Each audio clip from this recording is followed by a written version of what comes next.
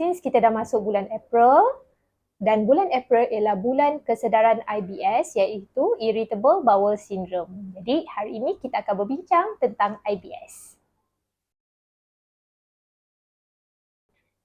Apa itu IBS? IBS ialah functional disorder characterized by abdominal pain dan juga altered bowel habit without organic structural problem.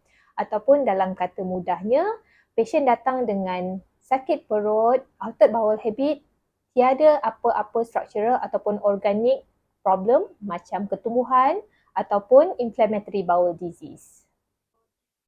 Lebih 15% daripada population worldwide diagnose IBS dan ia common pada usia kurang daripada 50 tahun dan sangat common di kalangan wanita.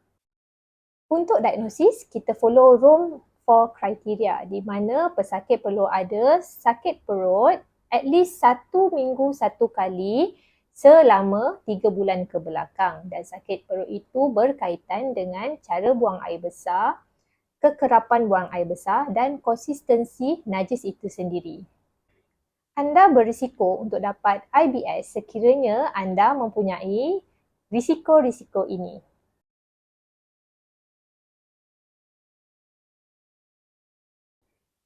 Sebelum melabelkan pesakit sebagai IBS, kita perlu rule out organic pathology seperti colon cancer ataupun inflammatory bowel disease dengan menjalani ujian kolonoskopi dan juga OGDS. Untuk rawatan pula, anda mempunyai beberapa option iaitu ini dan ini. Jadi, kepada anda yang selalu sakit perut, tak tahu kenapa, jom jumpa doktor. Sakit adalah ketika Tuhan mengizinkan tubuh untuk meminta lebih perhatian.